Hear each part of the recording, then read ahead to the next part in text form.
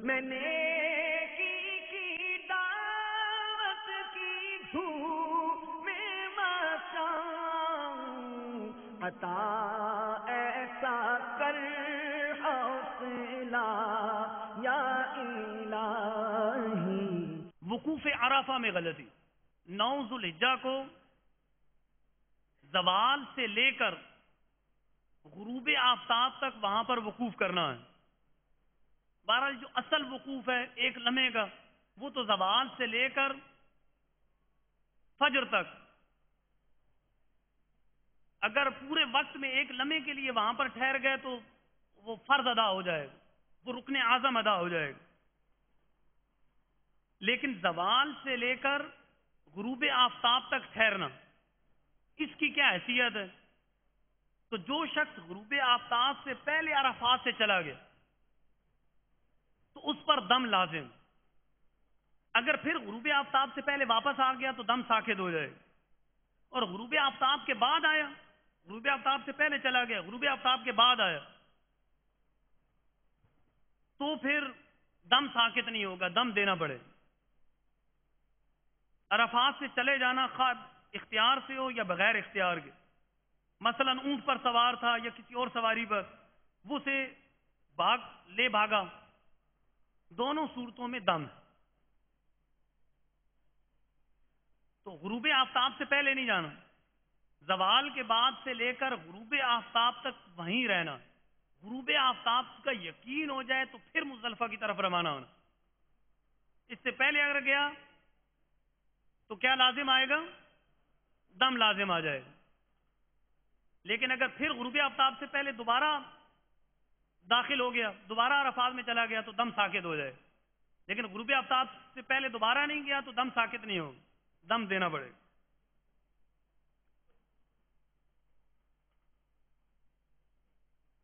وقوف مزدلفہ، مزدلفہ میں رات گزارنا تو سنت ہے، لیکن اس کا وقوف طلوع فجر سے لے کر طلوع آفتاب تک، اس وقت کے اندر وہاں پر کچھ دیر کے لیے ٹھہرنا، وقوف کرنا، یہ واجب۔ تو لہذا 10ویں کی صبح کو مزدلفہ میں بلا عذر وقوف نہ کیا تو اب دم لازم آئے گا، دم دینا پڑے گا۔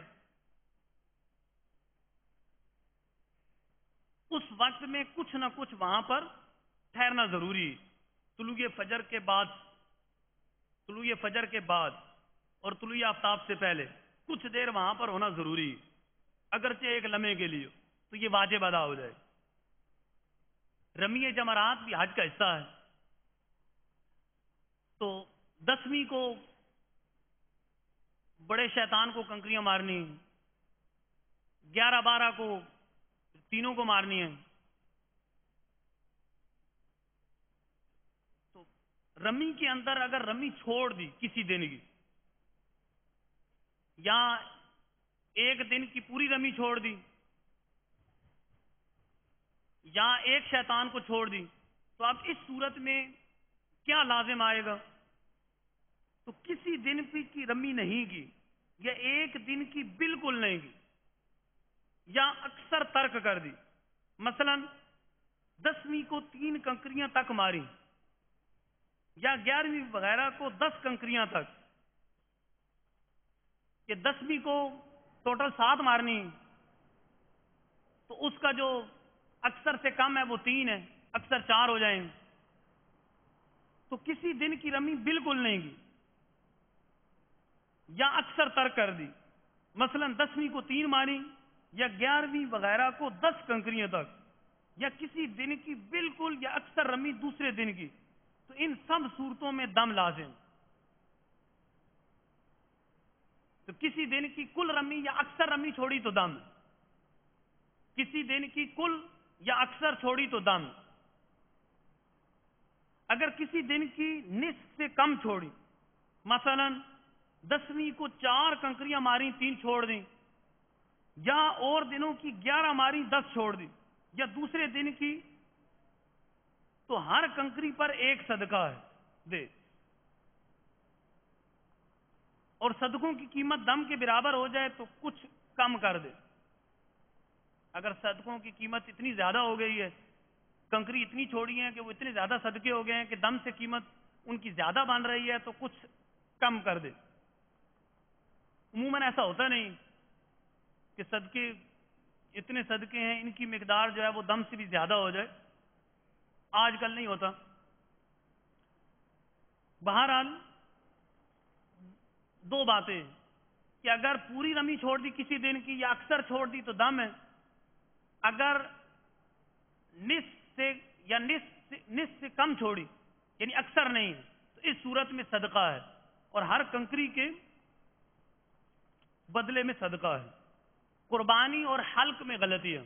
پہلے بات تو یہ ذہن میں رکھیں کہ پہلے رمی کرنی ہے، رمی کرنے کے 10ویں کو رمی کرنے کے بعد پھر قربانی ہے اور پھر حلق ہے.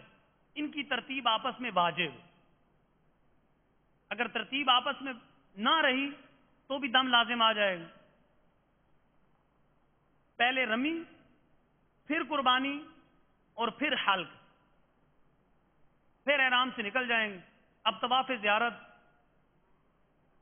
جو ہے وہ 10 11 12 کسی دن بھی کر دیں، پھر 10ویں کو بھی رمی اور پھر 11 کو رمی اور پھر 12 کو بھی کرنی. اگر رمی سے پہلے قربانی ہو گئی یا یوں ہوا کہ قربانی جو ہے ابھی نہیں ہوئی اور حلق کروا دیا تو ان صورتوں میں دم لازم آ جائے گا کہ ترتیب آپس میں ضروری. حرم میں حلق کروانا ضروری ہے. حرم میں اگر حلق نہ کیا، حدود حرم سے باہر کیا یا 12ویں کے بعد کیا یا رمی سے پہلے کیا یا قارن و متمتع نے قربانی سے پہلے کیا، ان دونوں نے رمی سے پہلے قربانی کی تو ان سب صورتوں میں دم لازم. حرم میں ضروری ہے، اگر حرم میں نہ کی قربانی تو بھی دم لازم ہے. 12ویں سے پہلے پہلے ضروری ہے قربانی میں، اگر 12ویں کے بعد کی تو بھی دم لازم ہے. رمی کے بعد قربانی، اگر رمی سے پہلے قربانی کی تو بھی دم لازم ہے. اور یہ قارن متمتع کے لیے جو قربانی جن کے لیے واجب ہے، مفرد پہ ویسی قربانی واجب نہیں.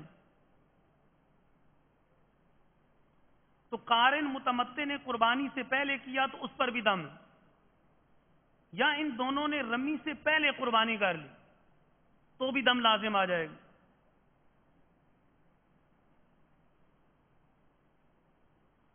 عمرے کا جو حلق کروایا تھا وہ بھی حدود حرم میں ہونا ضروری ہے. اس کا حلق بھی اگر حرم سے باہر ہوا تو دم ہے، مگر عمرے میں کوئی وقت کی قید نہیں. یہاں حج میں تو یہ ہے کہ 12ویں سے پہلے پہلے کرائے، لیکن عمرے میں ایسا نہیں.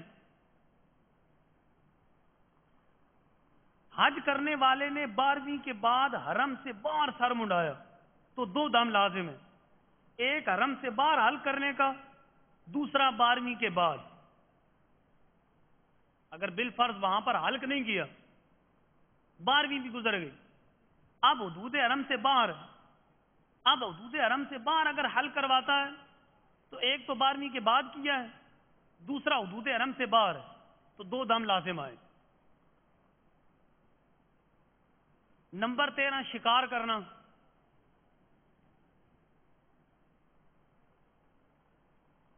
اس میں کفارے کی کیا صورتیں بنیں گی اور کفارہ کیا لازم آئے گا؟ خشکی کا وحشی جانور، پانی کا نہیں، خشکی کا، اس کا شکار کرنا یا شکار کرنے کو اشارہ کرنا یا اشارے کے علاوہ کسی اور طرح سے بتانا، یہ سب کام حرام اور سب میں کفارہ لازم. اگرچہ اس کے کھانے میں مضطر ہو، یعنی مجبور ہو، بھوک سے مر رہا ہو. اور کفارہ کون سا لازم آئے گا؟ شکار کرنے میں، اشارہ کرنے میں یا بتانے میں. تو جو وہ جانور کی قیمت ہے وہ قیمت لازم آئے گی. قیمت کا پتہ کیسے چلے گا؟ تو کسی بھی عادل شخص سے پوچھیں گے، وہ جو قیمت لگائے گا تو اس کے دو عادل حساب لگائیں گے، جو وہ حساب لگائیں گے اس کے مطابق صدقہ کرنی ہو۔ حرم کے جانور کو ایذا پہنچانا، عموماً وہاں پر کبوتر نظر آتے ہیں،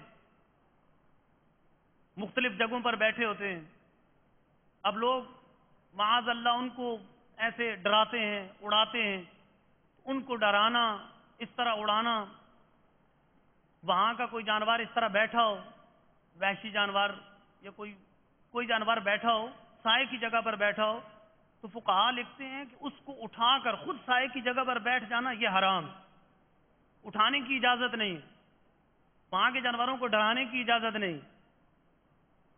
تو حرم کے جانور کو شکار کرنا یا اسے کسی طرح ایذا پہنچانا یہ سب حرام۔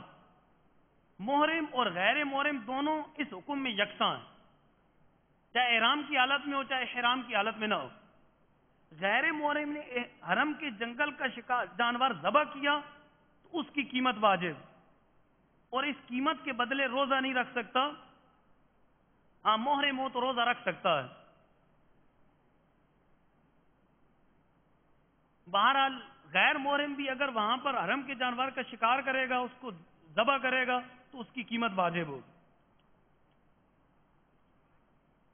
محرم نے اگر حرم کا جانور مارا تو ایک ہی کفارہ واجب ہے، دو نہیں، اور اگر وہ جانور کسی کا مملوک تھا تو مالک کو اس کی قیمت بھی دے۔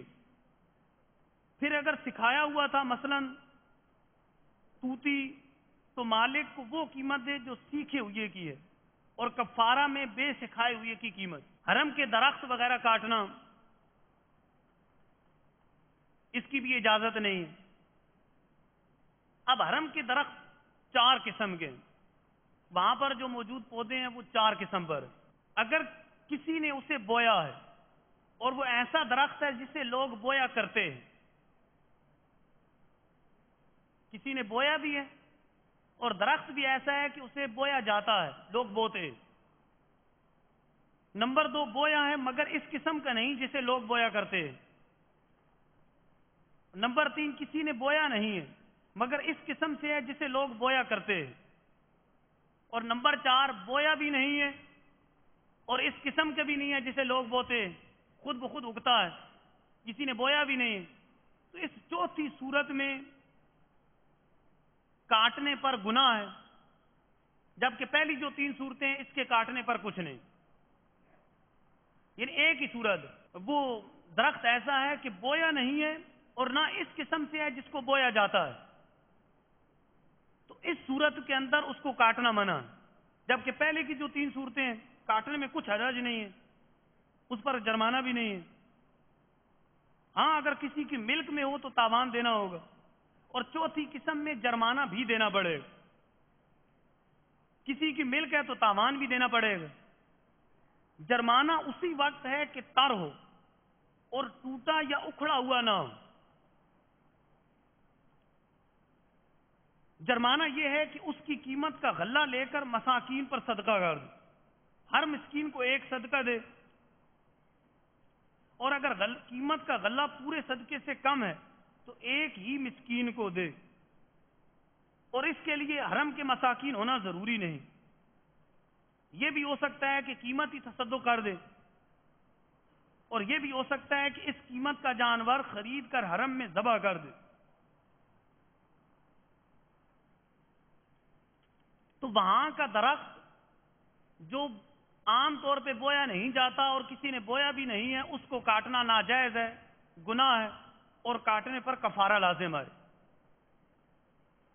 کفارہ کتنا ہے؟ اس کی قیمت صدقہ کر دے یا اتنا کا غلہ خرید کر صدقہ کر دے۔ میں نے کی دعوت کی دھوم میں مچاؤں، عطا ایسا